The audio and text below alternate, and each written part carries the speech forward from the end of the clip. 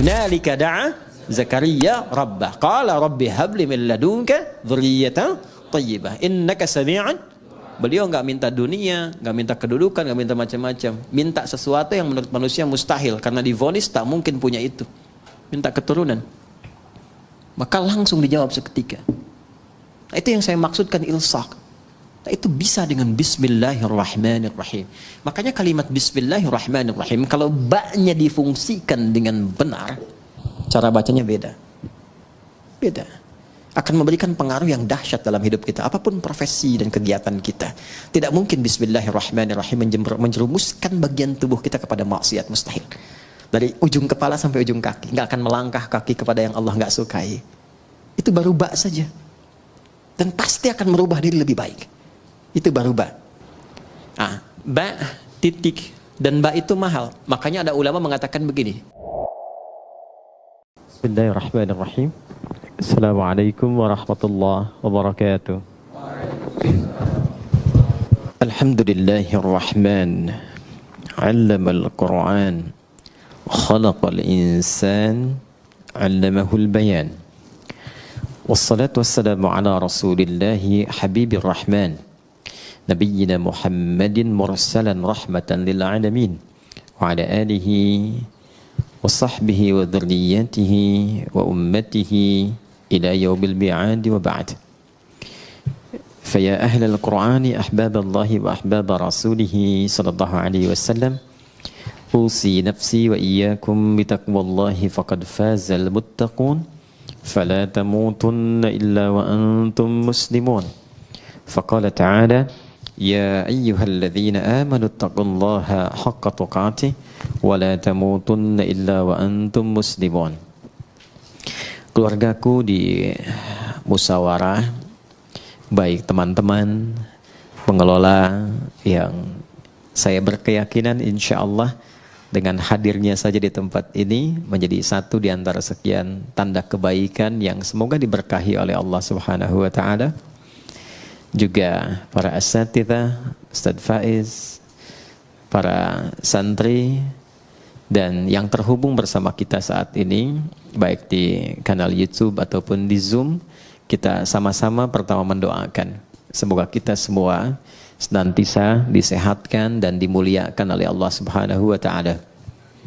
Yang kedua, kita bermohon semoga saudara-saudari kita yang saat ini berkehidupan namun belum beriman diberikan kekuatan, kemampuan untuk bersyahadat sebelum ia wafat menghadap Allah Subhanahu wa taala. Kita juga berdoa semoga para pelaku maksiat siapapun, boleh jadi kita termasuk di dalamnya, diberikan kemampuan oleh Allah untuk bertobat dan mengisi sisa-sisa usia sehingga lebih baik hayatan thayyibah dan wafat dalam keadaan husnul khatimah insyaallah. Ada dua yang kita coba akan bahas dengan singkat namun padat insyaallah. Yang pertama adalah seputar hadis lebih lengkapnya qala Rasulullah sallallahu alaihi wasallam. Satu kali Rasulullah sallallahu alaihi wasallam pernah bersabda, kullu amrin dhi balin la yubda'u fihi bi bismillahirrahmanirrahim fahuwa abtar. Atau fi riwayatin fahuwa aqta'. Setiap perbuatan baik yang tidak diawali dengan bismillahirrahmanirrahim fahuwa abtar atau aqta', maka terputus nilai keberkahan dan kemuliaannya di sisi Allah Subhanahu wa taala. Hadis ini singkat, padat, tapi dalam. Saking dalam dan pentingnya, bahkan Allah membuka firman-Nya di dalam Al-Quran dengan kalimat Bismillahirrahmanirrahim. Bahkan ada para ulama ahli Quran sampai menyimpulkan, jika Allah saja membuka firman-Nya, mengawalinya dengan Bismillahirrahmanirrahim, maka lebih patut setiap hamba itu meneladani dengan membuka dan mengawali seluruh aktivitasnya dengan Bismillahirrahmanirrahim. Apa pentingnya Bismillahirrahmanirrahim itu? Jadi sekarang ada metode interaksi Quran dikenal dengan 5 ta namanya. 5 ta'at. 5 ta. Ta yang pertama dikenal dengan nama tamhid. Ya, ta yang pertama dikenal dengan nama tamhid. Tamhid itu pengantar yang mengenalkan kita pada setiap ayat dan surah yang akan dibaca dan dikaji. Jadi umumnya sekarang orang mengaji kan cuma buka mushaf, surat apa, baca kan? Pertanyaannya, kenal nggak dengan surah yang akan dibaca itu? Apa nama surahnya? Kenapa diberi nama dengan surah itu? Dalam suasana apa turunnya? Kapan turunnya? Apakah siang ataukah malam? Tempatnya di mana? Ada peristiwa apa di tempat itu sampai turun surah itu? Itu adalah tamhid namanya. Sehingga ketika kita kenal dan mengerti dengan metode ini, maka ada rasa penasaran yang memotivasi kita untuk mengenal Al-Quran lebih dalam. Dari situ baru termotivasi kita untuk baca. Orang kalau tidak kenal dengan keutamaan Bismillahirrahmanirrahim, apa isinya, apa manfaatnya, ya, apa kemuliaannya, belum tentu dia akan memulai aktivitasnya dengan membacakan Bismillahirrahmanirrahim. Itu tamhid namanya. Kalau sudah selesai tamhid, maka yang kedua ada yang dikenal dengan tilawah. Tilawah itu membaca yang mengantarkan pada pemahaman. Baca dengan benar. Karena ini wahyu, firman Allah, cara bacanya pun tidak seperti kita membaca bacaan biasa. Kita di SD kan dibimbing ya, bahkan dari TK sekarang ya, dibimbing untuk membaca dengan baik dan benar kan. Dulu masih Budi ya. Ini Budi kan? Ini Bapak Budi kan? Ini Ibu Budi. Sekarang sudah sampai ke tetangga ya. Ini tetangga Budi ya. Baik, itu kenalan Budi ya. Baik. Alhamdulillah. Tapi kan dibimbing supaya benar bacanya. Kita bayangkan, kita belajar biasa saja, dapat bimbingan baca yang begitu ketat. Supaya membacanya benar. Kenapa? Dengan benar membaca ini, benar memahami apa yang dibaca. Jadi falsafahnya, dasar awalnya membaca itu untuk mengetahui apa yang dibaca. Sehingga mengantarkan pada pemahaman yang benar tentang informasi yang akan kita terima di balik bacaan itu. Salah baca, salah paham kan? Salah paham, salah mengerti, salah mengerti, salah menyimpulkan, salah menyimpulkan, salah menilai, salah berinteraksi. Ya kan? Dan salah semua. Kalau tidak salah pahamnya, ya kan? Pahamnya yang salah kan? Ya kan? Ini jadi persoalan dalam kehidupan. Paham nggak? Ya. Nah, jadi ini yang kedua disebut dengan tilawah. Jadi baca Quran pun mesti benar. Karena itu kualifikasinya ketat. Ya, supaya apa? Bukan hanya benar baca dapat pahalanya, supaya pemahaman yang akan diantarkan lewat bacaan itu menjadi benar. Setelah paham cara membaca dengan benar, masuk tak yang ketiga. Namanya tafsir. Tamhid, tilawah, tafsir.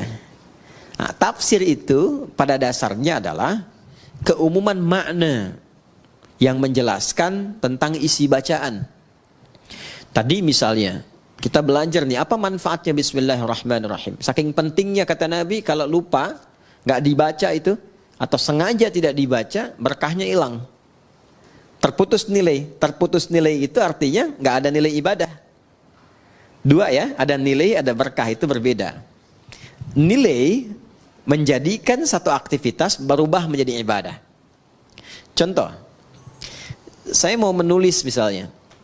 Aktivitas menulis itu kan umum. Siapapun bisa menulis. Tapi ketika saya awali dengan Bismillahirrahmanirrahim, maka kegiatan menulis itu ditetapkan sebagai ibadah yang memiliki nilai. Perbuatan yang punya nilai di sisi Allah disebut dengan hasanah namanya. Perbuatannya berubah menjadi salih, nilainya disebut dengan hasanah. Perbuatan standarnya itu disebutnya amal namanya. Semua jenis perbuatan, makan, minum, beraktivitas apapun, bekerja, kan, berpakaian, termasuk kita sekarang berinteraksi, itu amal namanya. Ya, amal. Amal itu bahasa Arab yang menunjuk makna pekerjaan, perbuatan. Semua jenis. Perbuatan yang mengikuti tuntunan yang Allah tetapkan, yang ditunjukkan melalui Rasulullah SAW, ikuti. Misal saya mau makan nih, Ikuti petunjuk nabinya misalnya, begini cara makannya. Ya. Misalnya, idza quddimat ta'am, kata Nabi SAW, kalau dihidangkan makanan, khudh biyaminika ma yalik. Ambil dengan tanganmu yang paling dekat denganmu. Karena itu sunnah kalau kita makan, apalagi di keluarga misalnya, ya teman-teman yang di sini atau tersambung di Zoom atau YouTube, di keluarga kan ada beberapa anggota keluarga. Ya, nah kiranya di sebagian anggota itu ada yang makanan favorit. Ini suka daging ayam, ini suka tempe, ini suka tahu. Sunnahnya dekatkan dengan yang paling disukai. Sehingga tidak menjangkau yang jauh. Ya, yang tidak mendekat kepadanya.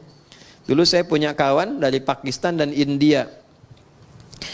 Ayam yang paling disuka dekatnya ke India.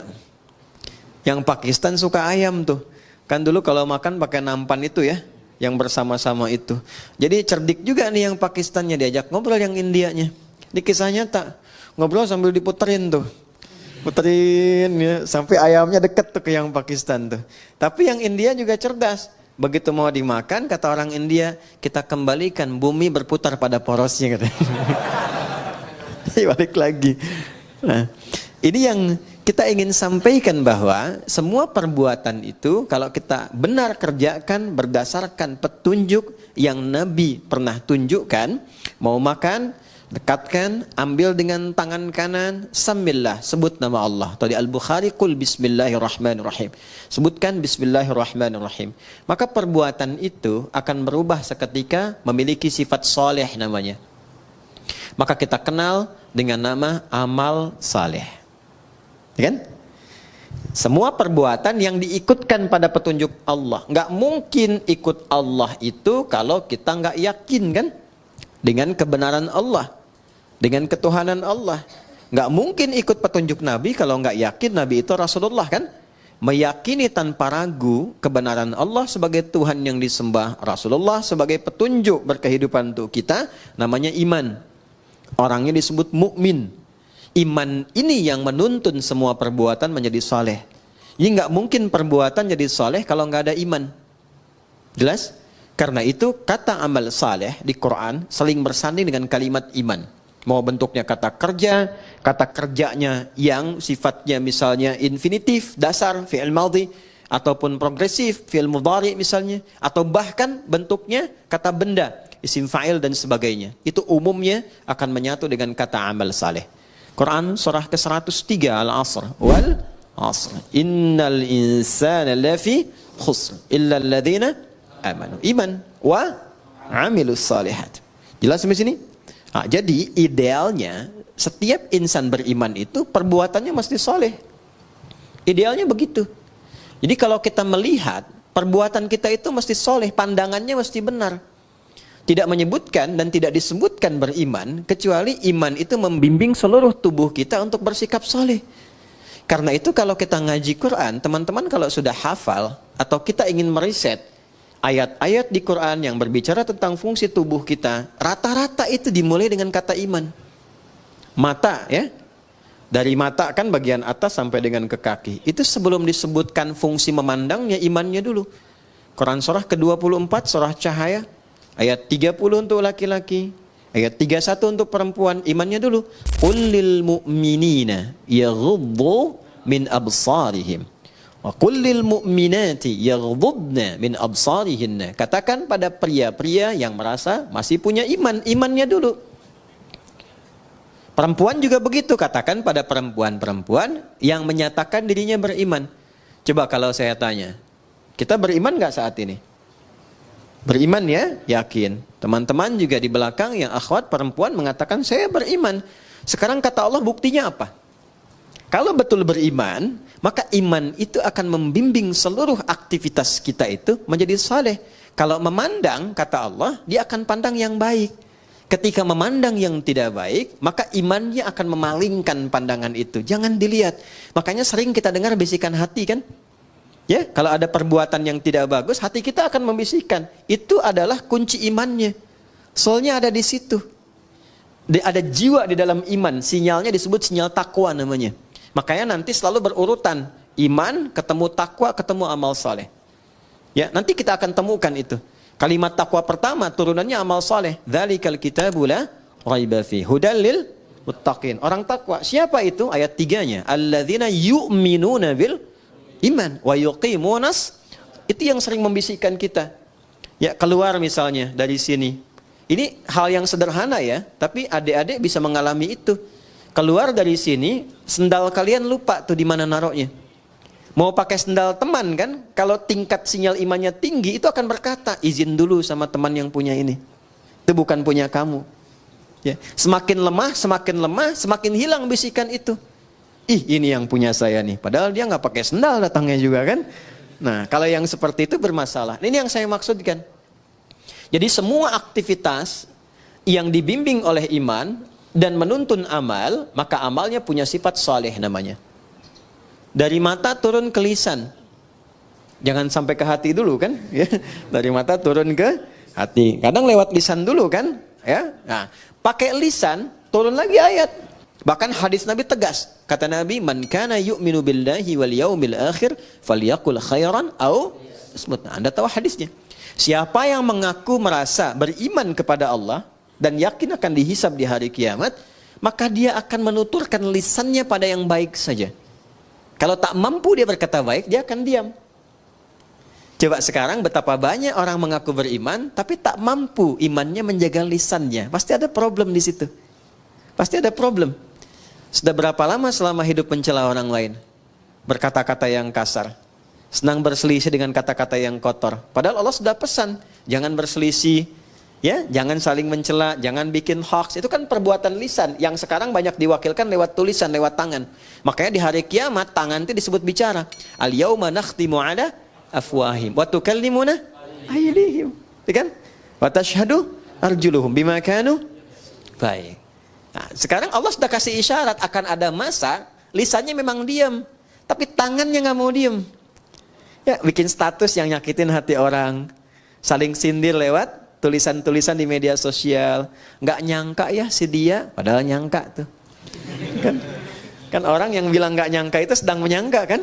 Ya kan? Nggak nyangka ya, sedang nyangka itu. Ya. Jadi semuanya itu berjalan keseluruhannya. Turun ayat di situ. Quran surah ke-49 itu kan Al-Hujurat.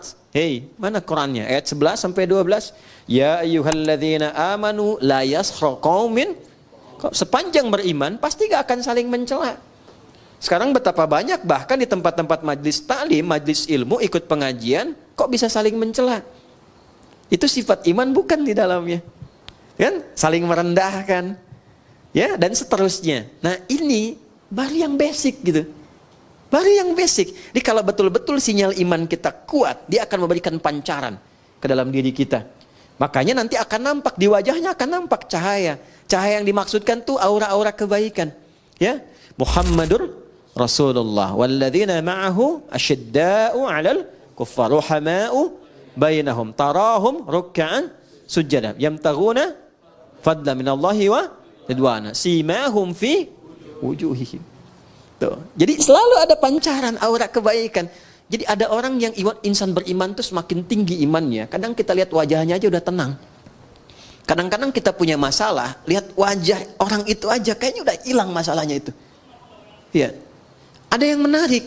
Dulu para ulama kita itu biasanya kalau sedang futur istilahnya itu, ada kejenuhan, capek, lelah, itu kadang-kadang cuma datang ke majelis si fulan untuk lihat orangnya aja.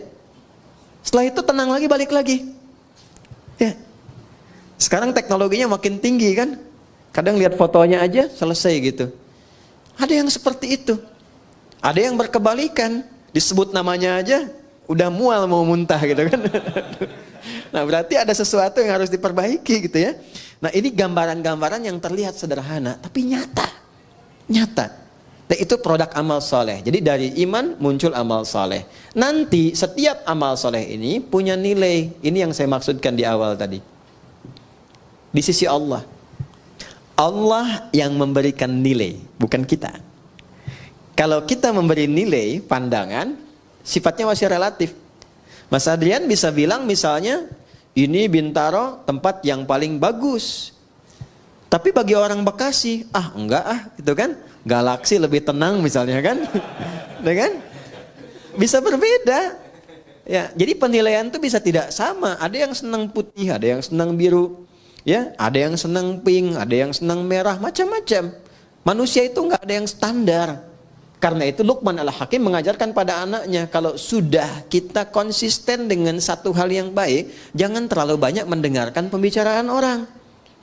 Ya, kalau sudah mantap, yakin, jangan istikharah lagi. Istikharah itu justru memberikan keraguan pada sesuatu yang sudah mantap. Itu rumus fikih loh, sederhana tapi dalam.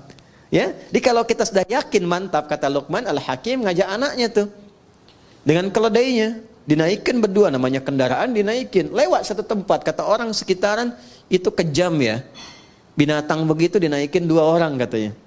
Maka turun sebagai penghormatan, bapak turun, anak supaya naik, lewat lagi kampung sebelah, kata orang kampung sebelah itu anak itu kurang ngajar pada ayahnya, ayah suruh jalan, anak naik, tuh kan? Maka kemudian yang terjadi ditukar, bapaknya naik, anak turun. Kampung yang sebelah lagi mengatakan, itu bapak nggak sayang anak, katanya. Anak suruh jalan, bapaknya naik. Akhirnya mereka putuskan, nggak usah kita naikilah, tuntun aja. Datang kampung sebelah, kata kampung yang terakhir dikatakan, mereka itu bodoh, punya keledai nggak dinaikin. Bisa kebayang nggak? Jadi kalau kita mau beramal, banyak mendengarkan komentar orang, nggak akan konsisten. Itu kalau sudah positif, komitmen, mau menghafal saja. Nggak usah dengar orang mengatakan menghafal itu susah, menghafal itu nggak mudah, banyak tantangan. Sudah, Anda sudah ada di level yang tertinggi mengumpulkan keyakinan. Jangan goyah lagi. Nggak mudah loh. Datang ke pengajian, nyiapkan jadwal, udah siap, pasti akan ada tantangan di situ. Nah itu yang kemudian disiapkan untuk menguatkan jiwa kita. Kalau kita lulus dengan itu semua, Allah kasih nilai. Kalau sudah Allah yang berikan nilainya, sudah tidak ada perbedaan pendapat lagi di situ. Itu sudah yang paling komplit, paling sempurna. Nilai yang Allah berikan pada satu perbuatan baik disebut hasanah namanya. Ya, hasanah. Hasanah. Siapa yang mampu mengerjakan satu perbuatan yang punya sifat hasanah dalam pandangan Allah, maka dia nanti akan mendapatkan poin kebaikan. Namanya ajrun. Lahum ajrun ghairu mamnun. Bukan komisaris ajrun ya. Itu polisi India. Ini dia dapat nilai di sisi Allah namanya ajrun, poinnya. Poin dari hasanah disebut ajrun. Jamaknya ujur. Ya. Pelan-pelan. Berapa poinnya? Ini yang kita sebut pahala itu. Ya, sekian pahala, sekian pahala. Setiap perbuatan hasanah dia punya nilai 10 nilai pahalanya. Itu ada di Quran surah ke-6 ayat 160. Al-An'am, Quran surah ke-6 ayat 160. Man jaa'a bil hasanati falahu 'asyru amsalihha. Setiap perbuatan yang punya kualifikasi hasanah, maka dia punya nilai 10 di sisi Allah. Ini yang kita sebut dengan pahala itu. Pahalanya 10. Nah karena yang memberi nilai Allah, jangan dihitung dengan pola hitung manusia. 1, 2, 3, 4, bukan begitu. Nabi memberikan ukurannya, kita ke masjid saja, baru datang untuk niat ibadah, belum mengerjakan apapun, itu mendapat 25 poinnya. 25 itu kata Nabi jarak 1 ke 2-nya 500 tahun. 2 ke 3-nya 500 tahun. 3 ke 4-nya 500 tahun. Dan semua perbuatan baik yang kita kerjakan disebut hasanah. Tadi sholat subuh kan? Ya, berarti kesiangan. Sholat subuhnya tadi. Ya kan? Tadi sholat subuh nggak? Huh? Tadi sholat subuh nggak? Sholat, berarti kesiangan ya. Ya. Kalau saya katakan subuh tadi sholat nggak? Sholat, ya kan? Tadi sholat subuh nggak? Nggak sholat. Oke, baik ya. Baik, sholat itu disebut hasanah. Oleh Quran disebut hasanah. Jamaknya hasanah itu hasanat. Di Quran surah 11 ayat 114. Quran surah Hud ayat 114. Nanti yang bait 1 naikkan ya levelnya ya. Tahu peta Qurannya itu supaya merangkainya lebih mudah. Karena Quran itu kitab petunjuk. Ya bukan sekedar hafalan. Aqimis salata tarafain nahar wa zulafan minal lail innal hasanati yudhhibnas sayyiat. Oke. Jadi salat disebut hasanah. Makanya sekali kita salat itu dapat 10 kebaikan. Tadi nilainya 1 ke 2 500 tahun, 2 ke 3 500 tahun. Baca Quran itu setiap hurufnya 10 dan disebut dengan hasanah. Setiap poin hasanah itu yang disebut dengan ajrun. Nanti beda-beda, infak ada berapa? Yang kita sering sebut 700 kali lipat itu di Al-Baqarah ayat berapa? 261. Mathalul ladzina yunfiquna amwalahum fi sabilillah kamathali habbah ambatat sab'a sanabil fi kulli sumbulatin mi'atu habbah. Celakanya sering dipotong sampai sini ayatnya nggak dilengkapin. Karena itu hitungannya cuma nyampe 700. Infak 1000 dikalikan 700 jadi berapa? 700.000. Dan lebih celaka lagi dikalikannya sama hitungan dunia. Kalau infak 1000 baliknya 700.000. Padahal konsep dasarnya bukan begitu. Konsep dasarnya adalah ada pahala yang Allah siapkan lebih tinggi daripada nilai dunia. Kalaupun ada balik dunia itu cuma bonus saja. Yang wujud nilainya boleh jadi 700.000. Tidak harus dalam bentuk uang. Mungkin dijaga supaya tidak sakit, yang kalau berobat 700.000. Anda misalnya ke restoran, tiba-tiba ditraktir teman, yang bilnya 700.000. Sebetulnya hasil sedekah 1.000 di RKM Musyawarah. Paham ya? Itu bukan pahalanya, itu cuma bonusnya aja. Pahalanya tuh ukuran akhirat. Pahala nggak nampak sekarang. Pahala diberikan di akhirat, ditampakkan saat sakaratul maut. Sayyidah Asiyah, istrinya Fir'aun itu kan meninggalnya dalam keadaan apa? Mau disiksa kan? Oleh Fir'aun itu sedang diikat di tiang, mau disiksa, tapi bisa tertawa, senyum, tabassama dhahika, gitu-gitu. Kata Fir'aun, ini perempuan mau disiksa, mau dimatiin, kok masih bisa ketawa? Dia tidak tahu doanya Sayyidah Asiyah itu. Beliau katakan apa? Rabbi ibnili indaka baitan fil jannah wa najjini min fir'auna wa amalihi. Ya Allah, mohon berikan kepastian janjimu, bangunkan aku satu rumah di surga dan selamatkan aku dari kejamnya siksa Fir'aun itu. Karena itu beliau diwafatkan sebelum menerima siksaan Fir'aunnya.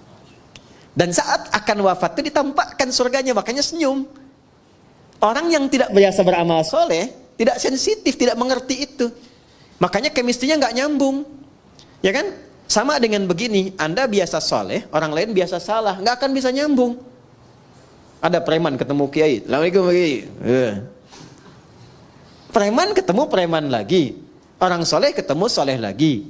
Kalau Allah berkehendak, yang salah akan ketemu soleh, supaya salah menjadi soleh dengan wasilah taubat. Nah, ini yang dimaksudkan di sini. Jadi ada beberapa pola di dalam Al-Quran itu kalau kita baca pada akhirnya mengantarkan pada kebahagiaan, punya nilai. Nah, nilai ini akan kemudian ditampakkan saat kembali pulang, dikonfirmasi. Di dunia bentuknya keberkahan, bertambah nilai kebaikan. Masih ingat tadi saya katakan nilai dan berkah. Berkah itu bertambah nilai kebaikannya, punya nilai manfaat. Di dunianya disebut berkah, akhiratnya disebut pahala. Saya minum, misal Bismillahirrahmanirrahim, jadi amal saleh. Secara akhirat kalau ikhlas punya nilai pahala, dunia jadi berkah, bertambah nilai kebaikan. Walaupun hanya seteguk, tapi dia akan memberikan asupan tenaga dan menghadirkan kemampuan bagi kita untuk berbuat banyak kebaikan. Makanya ada orang makannya sedikit, tapi perbuatannya banyak kebaikannya. Ada orang minumnya sedikit, pakaiannya sederhana, tapi kebaikannya banyak gitu. Itu yang disebut dengan berkah. Jelas? Oke. Nah, sampai di sini teman-teman sekalian, kita sering berdoa supaya setiap perbuatan kita di dunia ini semuanya punya nilai hasanah. Kita ingin semua perbuatan kita itu punya sifat baik. Kalau bicara baik, bekerja baik, dapat harta dengan jalan yang baik, dikeluarkan dengan cara yang baik, maka kita berharap semua aktivitas dunia kita menjadi hasanah.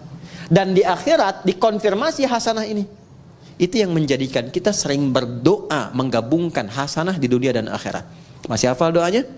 Rabbana atina fid dunya wa fil akhirati wa qina adzabannar.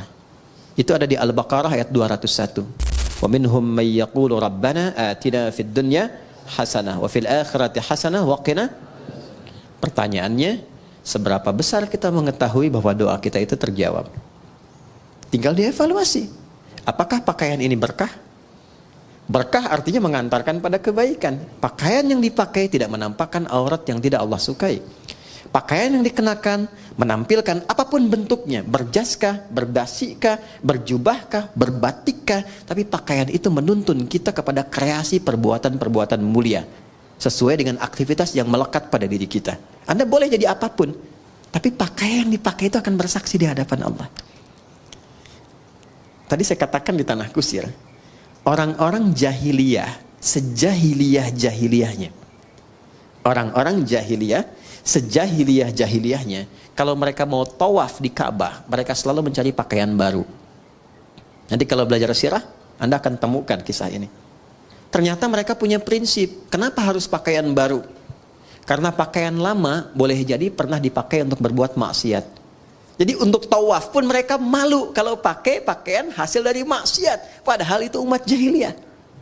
Jadi kalau sekarang ada orang pakai pakaian dari hasil mencuri dibawa ke masjid, itu standarnya di bawah jahiliyah.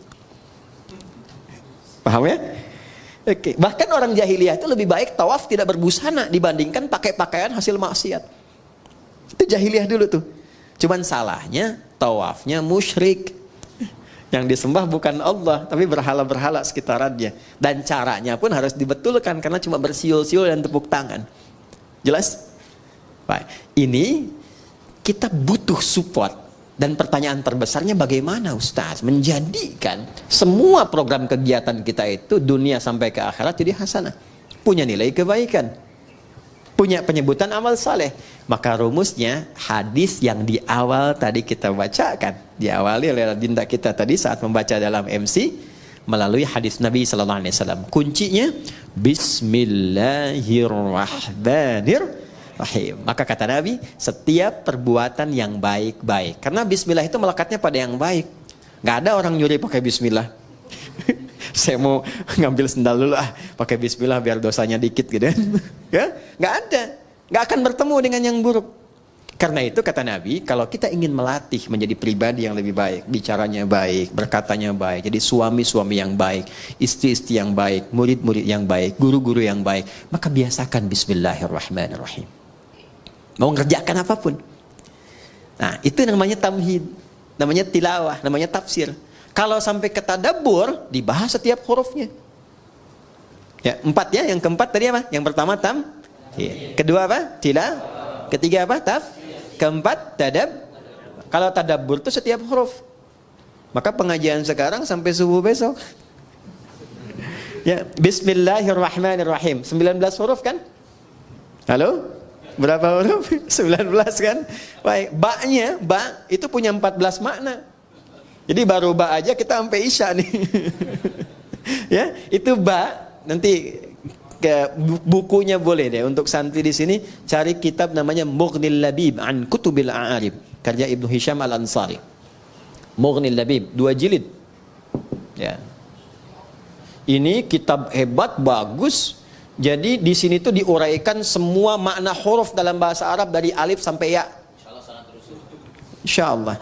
Alif misalnya kan sama hamzah, ada berapa fungsinya? Ya, terus kalau nyambung ke Allah, itu hamzah apa alif tuh? Nih Allah ini kan, Allah. Ini hamzah apa alif nih? Tuh. Tahu dari mana? Lihat kan? Terus lamnya, kenapa ada tasdidnya di sini? Ini menarik dan tidak ada yang sama. Ini khusus nama hanya bagi Allah. Karena ini bukan tasrif, ini nama yang dilekatkan langsung untuk Allah. Makanya semua huruf kalau dihilangkan, semua kembalinya ke Allah lagi. Coba kalau kita hilangkan yang pertama ini, kita hilangkan nih. Tuh. Jadi apa? Lillahi ma fis samawati wa ma fil ard. Milik Allah, ke Allah lagi. Hilangkan lamnya satu. Kalau satu hilang, tasdidnya ikut hilang. Karena tasdid itu muncul ketika ada 2 lam. Baca. Lahu mulkus samawati wal ard. Ke Allah lagi. Hilangkan lamnya. Terakhir, tinggal apa? Hu itu, hu begini, ha itu kan ha. Hu itu bacaan wakaf dari huwa. kalau kita berhenti wakaf, maka harokat yang terakhir nggak dibaca. Ya, itu dalam bahasa Arab termasuk di Quran, nggak ada harokat akhir dibaca. Bismillahirrahmanirrahim. Dimatikan kan? I-nya nggak dibaca karena wakaf. Nggak ada orang sehebat-hebatnya baca Quran sefasih-fasihnya Bismillahirrahmanirrahim.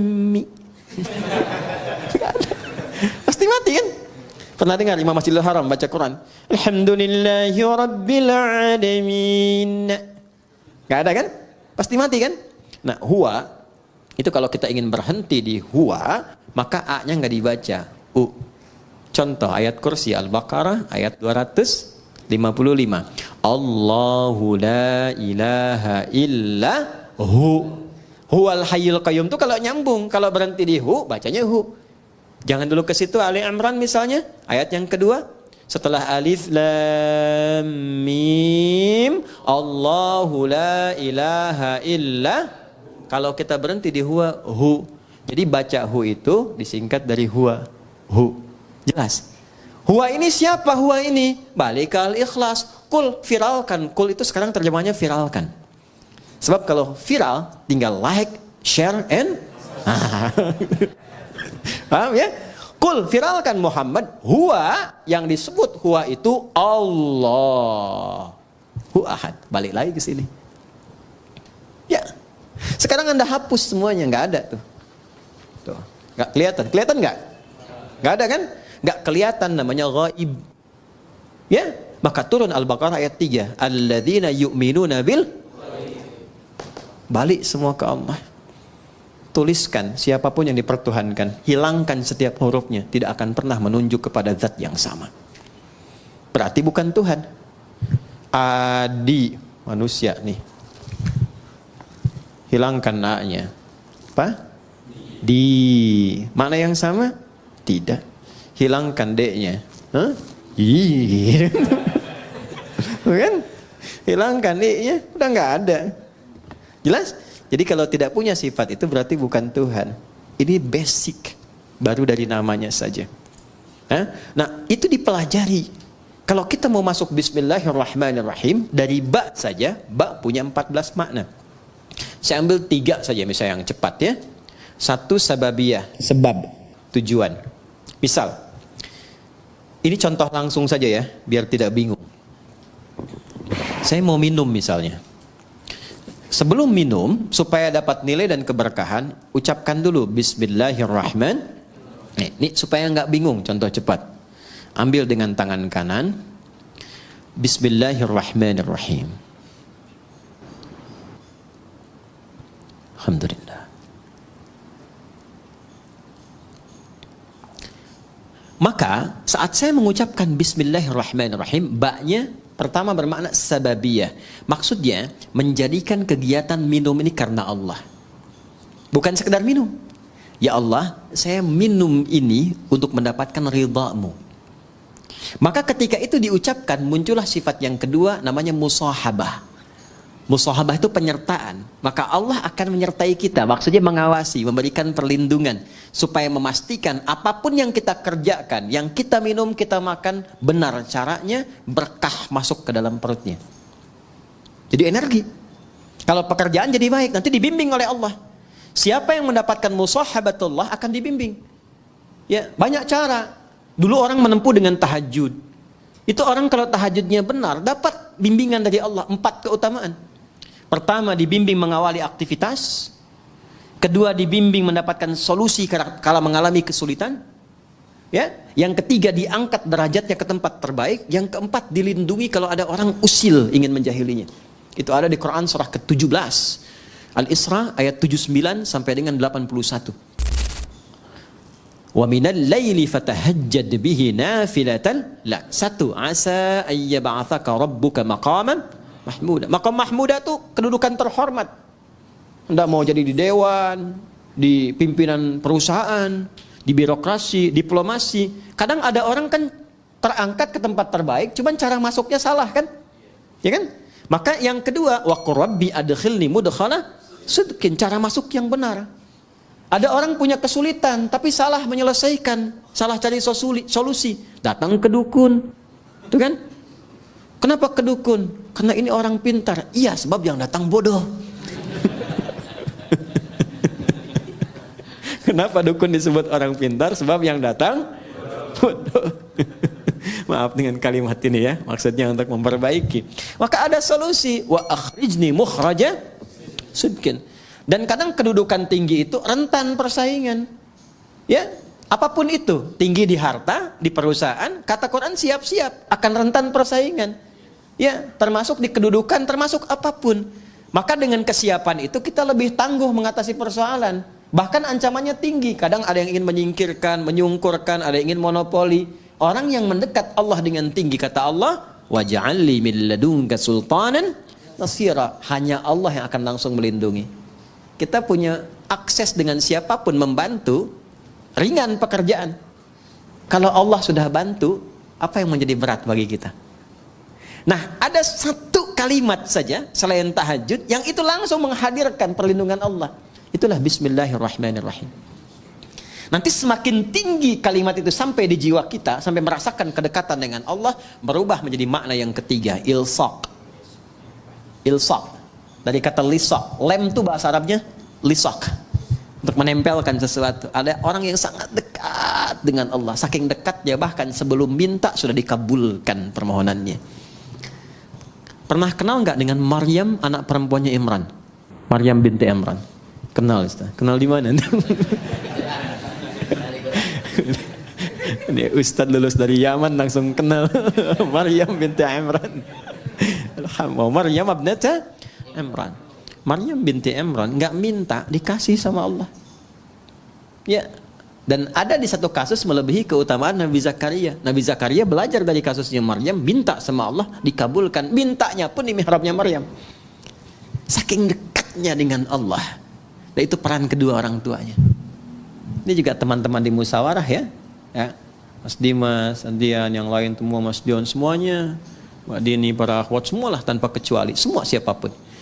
Jadi kalau benar, diberi perhatian, itu berkahnya akan juga mengenai semua yang terlibat di dalamnya.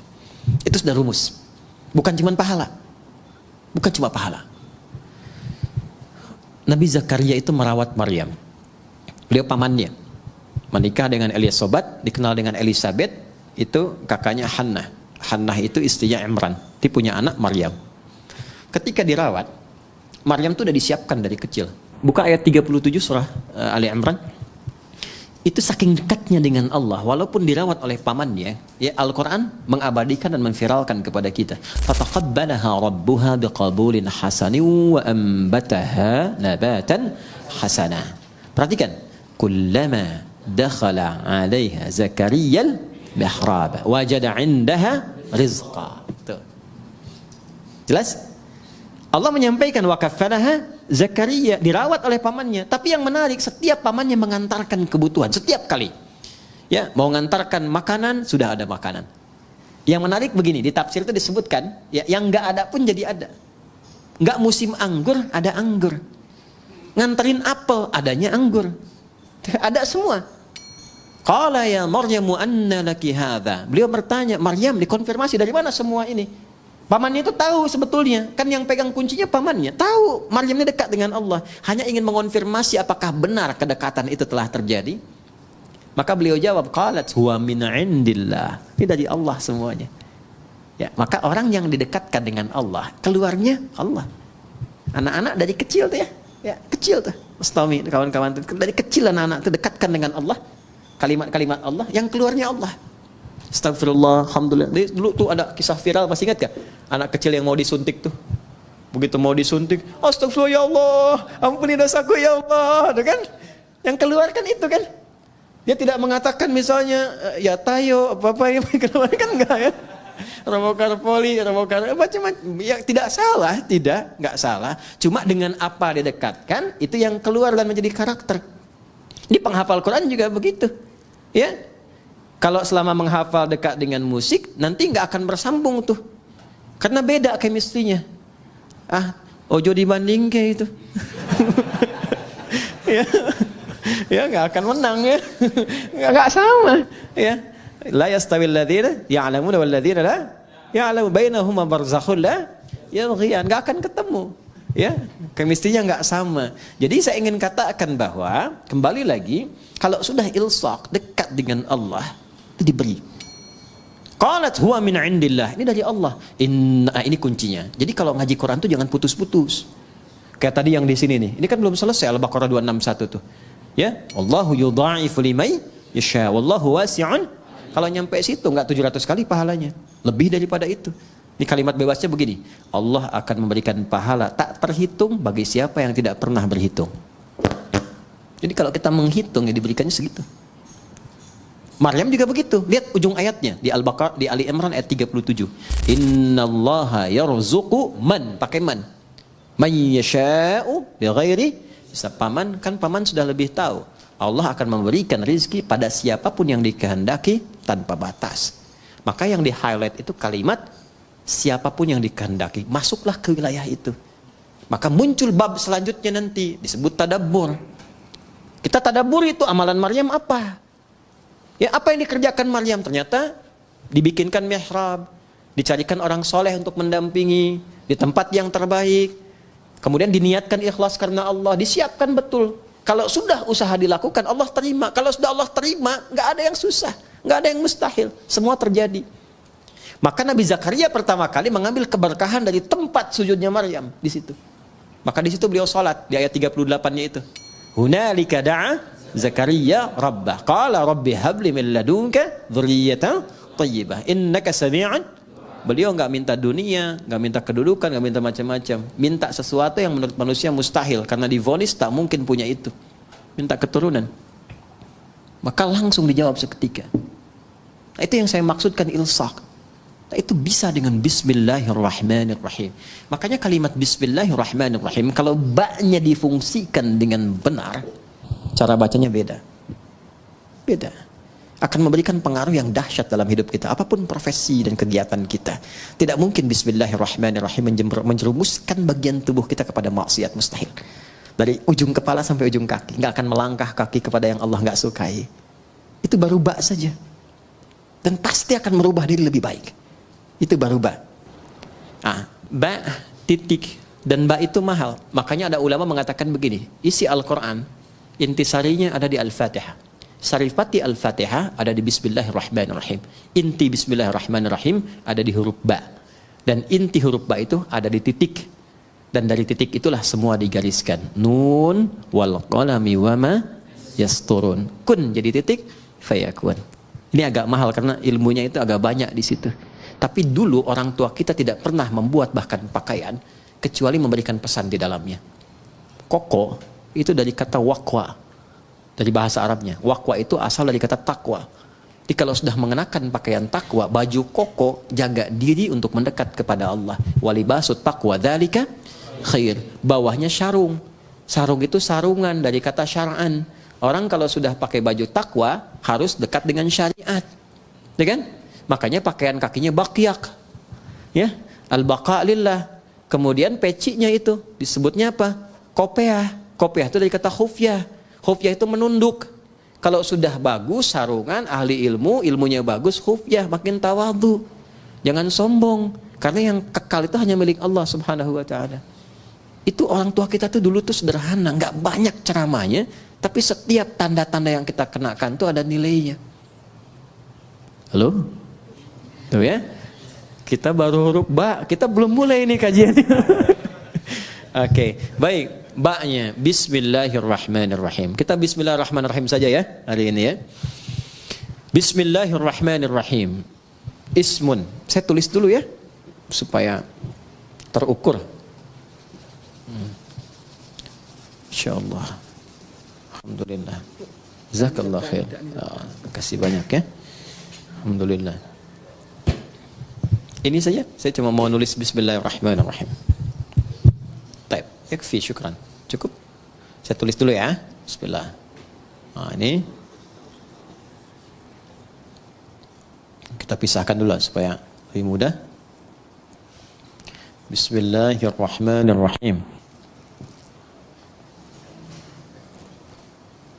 Ya. Ini bak sudah tadi ya? Bak sudah. Ada berapa maknanya? 14 ya. Kita bahas berapa? 3 kan? Jadi 1, fungsi ba itu menjadikan semua kegiatan kita tertuju untuk mendapatkan ridha siapa? Allah. Namanya apa? Sababiyah. Ya, dengan sebab Allah menetapkan saya ini saya minum. Karena Allah saya berpakaian. Kalau sudah karena Allah nggak mungkin maksiat. Masa Allah dibawa-bawa dalam perbuatan maksiat? Jelas ya? Mau naik kendaraan, bismillahirrahmanirrahim. Maka sepedanya pasti akan dipakai pada yang baik-baik. Kendaraannya juga demikian, itu dihisab loh. Ya. Kemudian yang kedua apa tadi? Musahabah. Musahabah itu mendapatkan penyertaan, perhatian dari Allah. Maka merasalah diperhatikan. Kalau sedang minum, merasa dilihat Allah. Nanti akan muncul sifat itu. Kalau merasa dilihat Allah, nggak akan berbuat yang macam-macam. Bicara, merasa didengar Allah. Karena merasa didengar, nggak akan keluar yang kotor. Karena sedang merasa diamati. Ya, innallaha sami'un basir. Ya, Allah mendengar, mengawasi. Nah, itu ada pada huruf ba. Kalau kita kenakan pakaian merasa diawasi Allah, kita bekerja merasa diawasi Allah, jadi baik semua.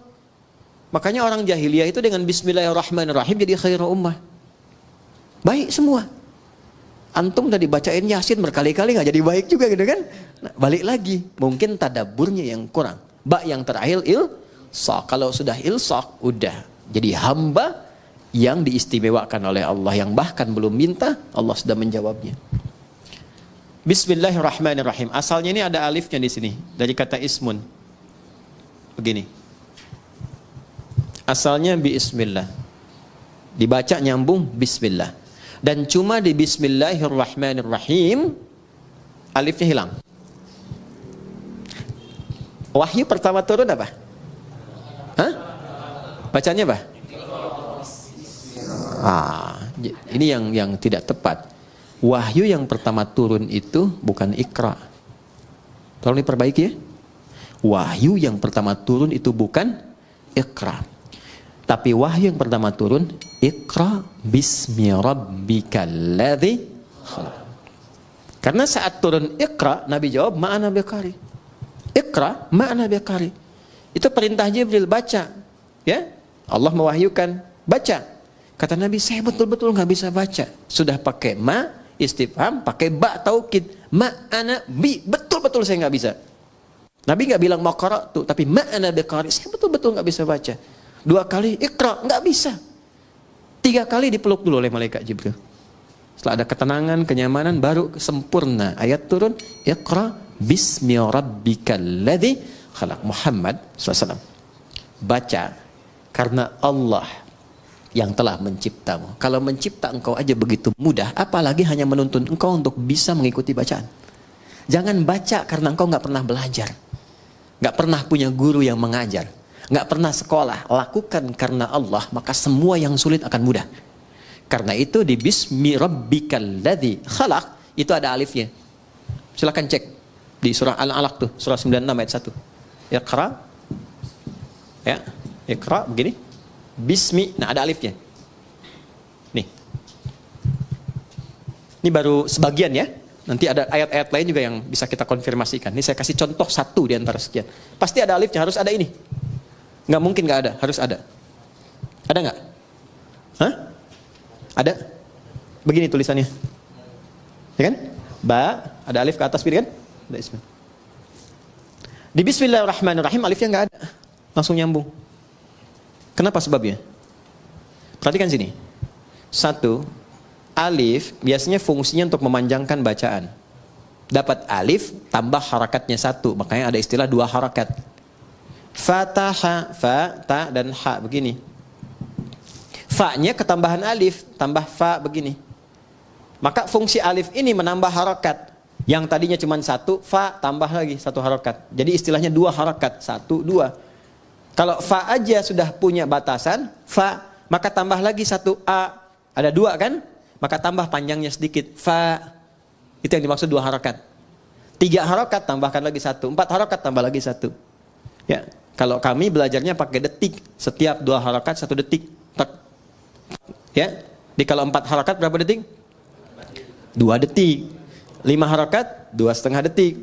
Nanti masuk di bab mad. Mad wajib muttasil, mad jaiz munfasil dan seterusnya. Nah, yang dimaksud 2 harakat, 4 harakat, 6 harakat ini. Ditambah alif, alif ini gambaran dari harakat. Jadi kalau sudah ada ini maksudnya dibacanya 2 kali seperti ini, 2 kali harakat. Fatah. Jelas?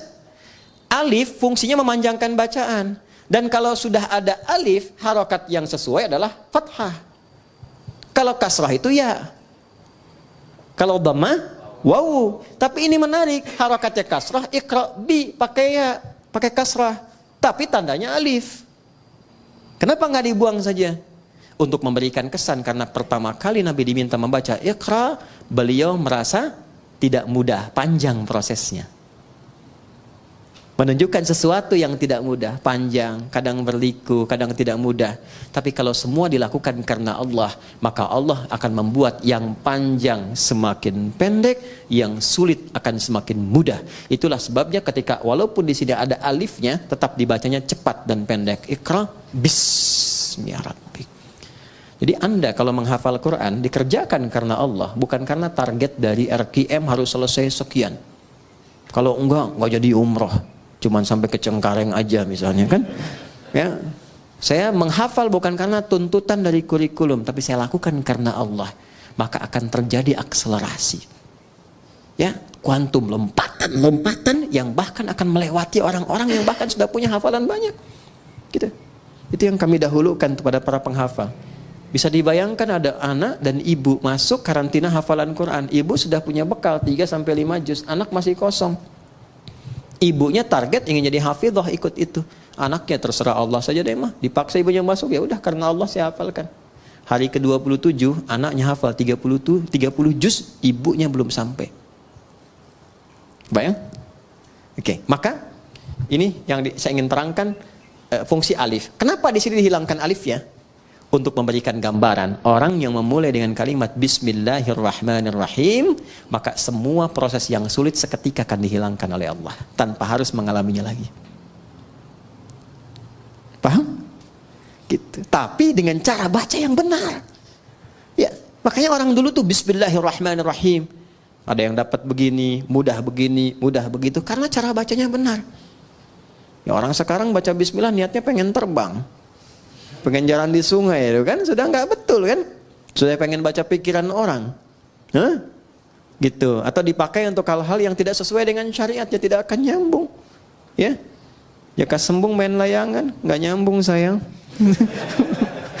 ya, paham di sini? Baik, itu alif tuh. Sekarang ismun, nih sin dan mim, asalnya dari kata apa? Bisa dari kata wasamun, bisa dari kata sumuun. Wasamun berarti tanda, sumuun berarti tinggi. Kalau kita ingin gabungkan keduanya, tanda dan tinggi. Orang yang senantiasa melakukan perbuatan dengan awalan Bismillahirrahmanirrahim, meniatkan karena Allah, maka hamba itu akan langsung ditandai oleh Allah Subhanahu wa taala dan ditinggikan derajatnya di hadapan Allah. Sudah. Allah, nama yang menunjuk pada 2 hal sekaligus. 1, sifat ketuhanan. Yang kedua, pusat penyembahan. Ya, sifat uluhiyah, ketuhanan, dan ubudiyah, penyembahan. Duanya ditemukan, kedua makna ini ditemukan dari Allah sendiri. Di Quran surah Thaha, surah ke-20 ayat ke-14. Perhatikan kalimatnya. Innani anallahu, sayalah Allah, kata Allah. Apa makna Allah itu? 1, la ilaha illa ana, nggak ada Tuhan kecuali saya. Itu sifat ketuhanan. Jadi kalau sudah la ilaha illallah, nggak boleh menuhankan yang lain. Jelas ya? Harus ke Allah saja, nggak bisa mengatakan lisannya semua agama sama. Kita menghormati, bedakan dengan penghormatan ya, ingat ya, bedakan dengan penghormatan. Kita menghormati keyakinan orang lain, nggak boleh kita menyakiti. Tidak boleh melecehkan, tidak boleh menghina. Ingat itu ya, tidak boleh menghina. Di Islam itu menghina keyakinan orang haram hukumnya. Mencela haram, nggak boleh. Kita sudah tuntas dengan masalah toleransi, itu tuntas. Kita punya ayat lakum dinukum waliyaddin. Maksa orang masuk Islam nggak boleh. Ini sedang ada bencana misalnya, wah ada banjir badang macam, datang kita ke situ. Ya, kemudian kita bikin makanan karena butuh makanan pokok, kita buat di sini rumah RKM Musyawarah bikin biskuit. Mereknya merek syahadat la ilaha illallah, dengan harapan ketika dimakan langsung masuk Islam. Itu dosa, nggak boleh. Ya, baik dari paksaan halus apalagi kasar. Yang kasar tuh ada. Dikasih obat yang dosisnya tinggi. Nanti minta lagi harus pindah agama. Ya, kalau enggak dikasih obatnya. Itu pernah terjadi di beberapa tempat di Afrika, ada yang begitu. Ya. Nah, itu tidak boleh di Islam. Kalau ada yang begitu nggak boleh. Anda dokter nih, ada pasien non muslim datang, dikasih obat yang sengaja dosisnya tinggi supaya datang lagi. Dan tergantung kepada Anda. Syahadat dulu, kalau nggak syahadat nggak saya suntik, ya kan? Dosa itu, ya nggak boleh. Ya, atau misalnya mengada-ngada, ya, oh wudu deh Pak, kalau Bapak wudu minum obat ini langsung sembuh. Padahal memang obatnya harus itu misalnya, itu dosa, nggak boleh. Islam itu indah, Islam itu indah. Balik ke sini ya. Nah, Allah satu sifat ketuhanan, kedua ubudiyah, la ilaha illa ana fa'budni, sembah saya. Sembah itu sifat ibadah. Makanya kalau kita baca bismillah, ada Allahnya di situ, maka kita niatkan semua perbuatan jadi ibadah. Otomatis itu. Apapun itu. Naik kendaraan, makan, minum, kerja, bismillah, sepanjang nama Allah disertakan jadi ibadah. Jadi jangan dipahami ibadah itu aspeknya ritual saja, tidak. Semua kegiatan itu ibadah. Wa ma khalaqtul jinna wal insa illa ya'budun. Adz-Dzariyat ayat 56. Tidaklah aku ciptakan semua jin dan manusia kecuali menjadikan semua aktivitas ibadah. Nah, dalam ibadah itu rasakan ketuhanan Allah. Niatkan untuk Allah. Niatkan lillah. Itu yang dimaksud ikhlas. Maka di surat Ikhlas dibuka dengan kata Allah, Qul huwallahu, tujukan lillah. Kalau sudah ditujukan karena Allah, pertama memberikan ketenangan pada jiwa. Kedua, nggak ada kecewa. Ada kecewa. Antum ikut tender, diniatkannya untuk proyek gitu-gitu aja. Seharusnya antum yang menang, kualifikasinya antum yang dapat, tapi diserobot orang lain, kecewa antum. Kenapa begini, kenapa begitu? Tapi ketika Anda lihat kan, lillah, saya mau ibadah, mau gini. Ya, begitu diambil orang, Allah mungkin punya hikmah lebih baik. Saya ikhtiarkan nggak dapat, ya sudah. Ya, ada tanggung jawab, dia begini, begitu. Itu nikmatnya lillah tuh begitu. Untuk merawat nih ya, teman-teman santri begini, tiba-tiba ada perilaku yang nggak sesuai dengan harapan antum, bisa kecewa. Saya rawat-rawat, saya begini begitu, ternyata perlakuan kamu begini. Padahal yang nitipkan rezeki juga Allah, yang menetapkan dia hadir di sini Allah, ya kan? Maka ketika muncul sifat itu, hilanglah kemudian keberkahannya. Tapi ketika semua diniatkan karena Allah, maka ada sifat bijak, tenang hati kita, kita bisa membaca, oh itulah tadabbur. Mungkin maknanya begini ya. Dia dititipkan supaya memotivasi kita lebih memberikan perhatian lagi. Kemudian perhatian itu tiba-tiba anaknya bisa berubah. Itu yang disebut Allah. Rahman, puncak perhatian yang luas kepada siapapun tanpa batas. Rahim, spesifik rasa kasih untuk setiap insan beriman. Rahman dan Rahim, singkatnya rahmat untuk semua. Di orang Islam tuh kalau bismillahirrahmanirrahim baik. Sama non-muslim baik. Punya tetangga Kristen dibaikin. Yang Hindu dibaikin. Yang Buddha dibaikin. Itulah Rahman. Apalagi pada muslim, apalagi keluarga sendiri. Sama istri rahmah, sama suami rahmah, sama anak-anak rahmah. Itulah Rahman dan Rahim. Makanya nggak ada pertengkaran kalau bismillahirrahmanirrahim itu benar kita amalkan. Indah. Masak makanan kata Nabi. Masih ingat hadisnya? Baunya sampai ke tetangga. Maka bagilah makanan itu walaupun kuahnya. Apa landum kuahnya itu? Tapi cara memahaminya mesti sempurna. Jangan sampai antum makan ayamnya, kuahnya dibagi tetangga gitu ya. Yang dimaksud Nabi itu salah satunya adalah bima ma'na wa kama qala wa kama qasada Nabi sallallahu alaihi wasallam, yang dimaksud walaupun masak kuah saja, kalau baunya nyampe jangan sampai tetangga salah tafsir. Kan sekarang banyak bumbu kan? Halo? Bumbu opor yang dimasak tempe kan?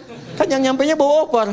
Dia nggak tahu kalau masak tempe. Maka bagikan supaya tidak salah paham. Tapi pertanyaan saya, apakah di hadisnya itu ada khusus untuk orang Islam saja?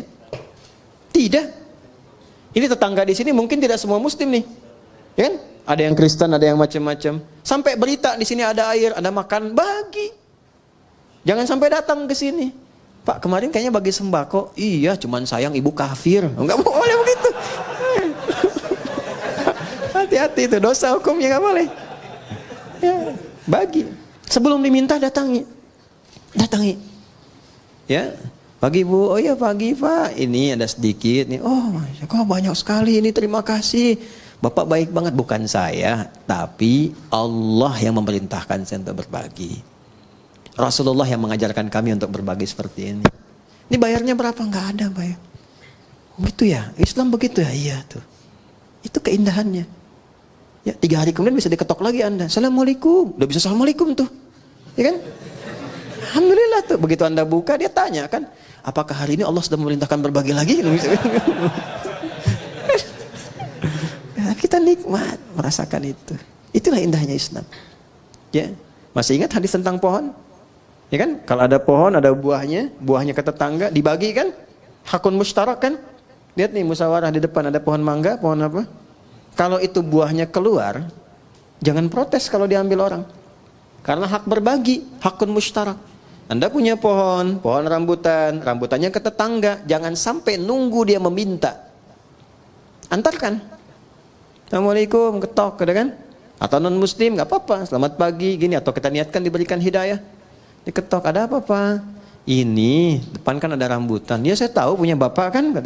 Iya bukan, tapi kan ibu selalu melihat buahnya. Kadang-kadang kedapatan sampahnya. Saya mohon maaf. Ini bagian ibu yang sini. Gak usah minta sama saya. Kalau sudah merah, ya. Oh saya senangnya yang kuning aja, nggak apa-apa. Kalau sudah menguning. Tommy kan senang yang hijau ya. Mesti hijau udah dipetik gitu. Baik, saya senangnya nggak apa-apa. Silahkan ambil, ini bagian ibu. Kok begitu? Dari mana aturannya? Islam yang mengajarkan begitu. Rasulullah mengajarkan jangan biarkan orang menikmati pemandangannya tidak merasakan hasilnya. Ambil aja bu, ambil. Udah pulang. Hikmat bertetangga begitu. Ya, walaupun dia bukan muslim kita terangkan, kita sampaikan. Islam yang mengajarkan demikian. Datang hidayah. Cuman kadang-kadang memang besoknya ayam kita main ke situ. Dia kira hukum ayam sama dengan rambutan kan, dia sembeli itu. Malamnya dia WA, terima kasih ayamnya enak banget gitu. Adalah kita rawat-rawat. Nggak apa-apa, mungkin itu asbab hidayah aja. Ya. Jelas sampai sini? Itulah rahmat. Itulah rahmatan lil alamin. Jadi dengan siapapun kita bisa berdamai dan memberikan warna dalam dakwah itu dengan penuh ketenangan. Kita nggak punya musuh, setan aja udah susah kok. Setan aja satu-satunya musuh udah susah, mau ditambah lagi. Jadi selalu melihat sesuatu dengan rahmat. Itu indah. Saya diajarkan oleh guru-guru kami itu, walaupun orang itu pendosa sekalipun, kita nggak tahu kapan dia taubat. Jadi selalu melihat celah kebaikan pada orang lain. Minimal doakan. Ya sentuh dengan kata-kata yang baik, doakan. Atau kirimi hal-hal yang baik. Mungkin dengan itu jadi pintu hidayah. Anda itu ingin orang berubah baik atau ingin mencelahnya. Makanya saya sering katakan ya, kalau ada orang berbuat salah, yang diperbaiki itu perbuatannya, bukan dicela orangnya. Ya, bukan dicela orangnya. Di zaman Nabi itu ada seorang sahabat, mukanya mirip betul dengan seorang penjahat di masa-masa jahiliyah. Ya, itu penjahat akidah karena mengganti ajaran Nabi Ismail itu ya dengan patung-patung berhala, namanya Amr bin Luhai. Ya, lalu ketika disampaikan wajahmu mirip dengan si fulan, kata sahabat mulia ini, ya Rasulullah, apakah ini tanda kejelekan? Kata Nabi, bukan. Tapi Nabi ingin memberikan gambaran tidak semua orang yang terlihat begitu memiliki perbuatan yang serupa. Makanya di Islam orang jahat pun, orang buruk kadang-kadang gak disebut nama, cuman inisialnya saja. Fir'aun kan gelarnya, Abu Lahab gelarnya, gak pernah disebutkan nama aslinya. Karena boleh jadi ada orang yang punya nama yang serupa, yang berbeda perilakunya. Jadi kalau ada orang berbuat salah, mohon maaf, jangan dieksploitasi, jangan disudutkan, jangan diburuk-burukan namanya, karena yang salah perbuatannya. Karena khawatir ada orang dengan nama yang serupa, dia harus menanggung beban yang sama. Jelas sampai sini? Itulah rahmatan lil alamin, itulah bismillahirrahmanirrahim. Itu baru terpisah dari Quran, belum kita sambungin. Kalau bismillahirrahmanirrahim nyambung dengan Al-Fatihah, maknanya apa? Kalau nyambung dengan Al-Baqarah, maknanya apa? Kenapa di At-Taubah tidak ada? Itu bab yang berbeda. Saya bersyukur MC-nya cuma bismillahirrahmanirrahim. Coba kalau sampai Al-Fatihah nyambung lagi. Demikian yang saya bisa sampaikan hari ini. Terima kasih atas perhatiannya. Mohon doa dari teman-teman semua. Allah membimbing kami, mengampuni dosa-dosa kami, dan membimbing kita lebih ikhlas dalam berdakwah. Terima kasih teman-teman di musyawarah, adik-adikku yang sedang menghafal Quran, semoga dimudahkan jadi penghafal yang baik. Dan untuk guru-guru yang mengajar, semoga semua menjadi jariyah di sisi Allah Subhanahu wa taala. Allahumma taqabbal minna innaka antas sami'ul alim wa tub 'alaina innaka antat tawwabur rahim. Rabbana nahmaduka kama 'allamtana an nahmadak ونشكرك شكرا كما علمتنا أن نشكرك، أنت المقدم أنت المؤخر، بيدك الخير إنك على كل شيء قدير. اللهم صل وسلم وبارك على حبيبك الكريم رسولك المصطفى الأمين سيدنا محمد وعلى آله وصحبه أجمعين. اللهم اجعلنا من أهل القرآن، واجعل القرآن صاحبا لنا في الدنيا ونورا لنا في القبور وشفيعا لنا في الآخرة يا أرحم الراحمين. يسر لنا أمورنا يا وتسر علينا، بيدك كل شيء يسير يا أرحم الراحمين. اللهم ربنا آتنا في الدنيا حسنة وفي الآخرة حسنة وقنا عذاب النار.